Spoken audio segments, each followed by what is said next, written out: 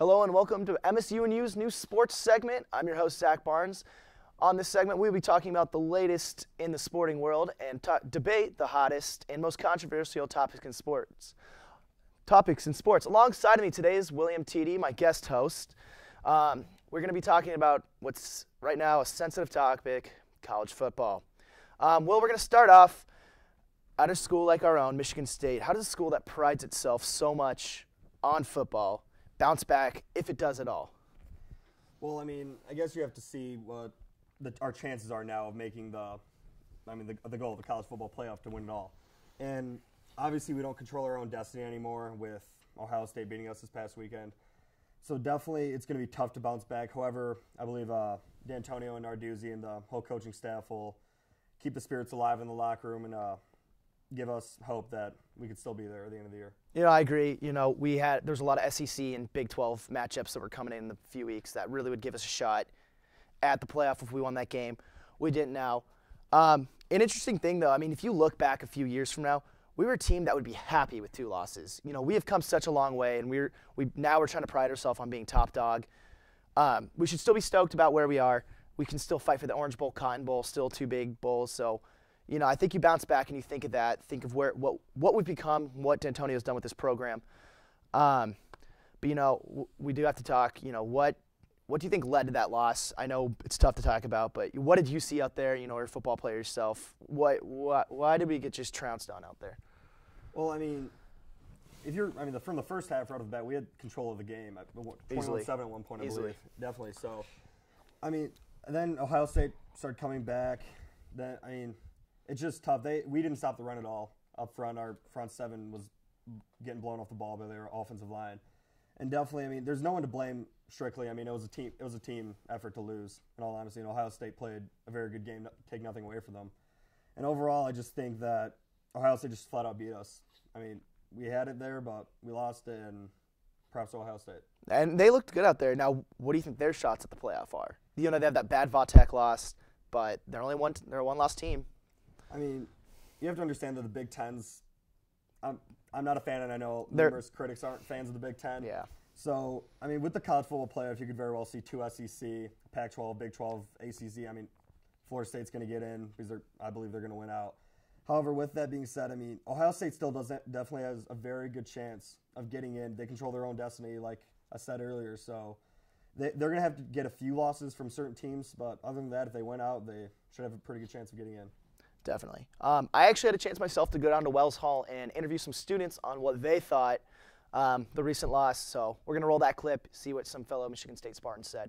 Well, I mean, football is it's a really interesting game based on the fact that, you know, every day you have to strive to get better. And, you know, it's football emulates life in a lot of ways because, you know, in life you're gonna win a lot and you're going to lose a lot. It's just a matter of putting it behind you and just continuing to improve. Like, we can rebuild for next year. I think it's a good learning experience because I think it's just a better time just to realize that we can deal with success after the Rose Bowl. All right, well, that's going to segue into our next topic. Going back to college football and the playoff system, such a controversial issue right now. It's always up for debate, you know, whether the 12-man committee's decisions are spot on, whether it's fair to teams.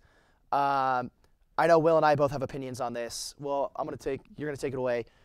First off, who's your predictions right now? Who are your predictions for the playoff? And then what are your thoughts on it? All right. Well, I'll give my thoughts first. First off, I mean, the college football playoff, it's hard to get it perfect. You know what I mean? There's obviously going to be critics about it, and there's obviously going to be people that support it. I know individuals that didn't like the BCS, and I know individuals that like the BCS. So now with the 14 playoff, I mean, it's going to do some trial runs, and I believe in the end, once it gets to 8 team and possibly even more, who knows, it'll be good in the end. And for my predictions, right now at 1, I think Mississippi State. You think they keep it? Yeah. They got a tough Alabama team coming. Oh, I think they got Ole Miss, right too. Now, the old Civil War, Ole Miss versus Mississippi State coming up. This is right. A few weeks, I mean, I do think Bama will win next Saturday, but as of right now, Mississippi State's 1. Florida State is 2. I know the committee has Oregon number 2, which I personally do not agree with, but Florida State's number 2 for me. They're defending champs. They're undefeated still. Number 3, I have Alabama, who one loss to Ole Miss. I mean, they very well could have won the game. The penalty situation, they were 6 for 16 on third down. Yeah, it was a bad game. It wasn't not a good typical game. Bama. Yeah, And no, definitely. Fourth game, I have TCU. I do not have Oregon in it yet. I have Oregon as the 5th team and Arizona State as a 6th team. First 2 out. Yeah, well, they're going to play each other for that Pac-12 They championship will, most and- likely, and TCU's more than likely going to win out unless Texas has something to say about it. But personally, I wouldn't say a fan of the BCS system, but I did appreciate it. You know, it gave the Rose Bowl, you know, the granddaddy of them all, it gave it, I guess, magnitude. It gave it worth. Now the Rose Bowl's a semifinal game. That's weak, you know, for such a historic game. And I'm proud to say we won the 100th, but now it's kind of nothing. And, you know, sugar meant something. Tostitos, that was weird. But still, it was like, you know, a BCS game. And now you kind of take that all away with this playoff system. And you know, like you're saying with an 8-team, I don't think 4 is enough. I think you need 8. I think you need 5 of the power conference. And then 3 wild card teams, which more than likely be those SEC teams. I don't know what I do not know how I feel about the committee. I think they're making some weird decisions right now. Personally, I think I can't say who's going to finish number 1. Probably Florida State, because they're probably going to win out unless, you know, Miami is going to beat them. I think Florida State's going to be in it. Alabama, Baylor. I think Baylor deserves it. I think this is where the committee's messing up. All they lost to is West Virginia.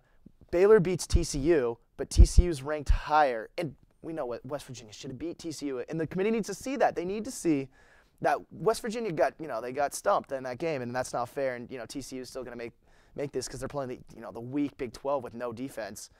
So I think Baylor deserves it. And I think you throw Arizona State. That's a good-looking team out there, and I think they can pull out a win against that Oregon team in the Pac-12 championship.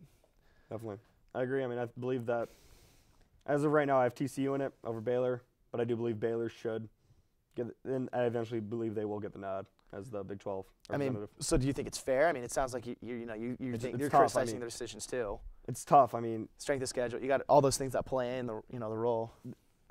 From my understanding with the committee, the head-to-head matchups is more of a tiebreaker instead of we're going to actually judge it on who goes ahead of who. So it's tough. I mean, they're judging week to week right now. They're not looking at strength of schedule later on. They're not looking at who's going to win who controls their own destiny. So as of right now, I believe they have it right, but I mean, it's tough. There's always going to be 50-50 on who likes and who doesn't. Yep, and a lot can happen. We just saw Auburn, K-State, and our very own Michigan State, all their dreams shattered last weekend, you know, so a lot can happen in these next few weeks. No matter what we think or what any of the students think, it's not up to our opinion. You know, it is what it is for now. Like you said, there could be some changes in the future.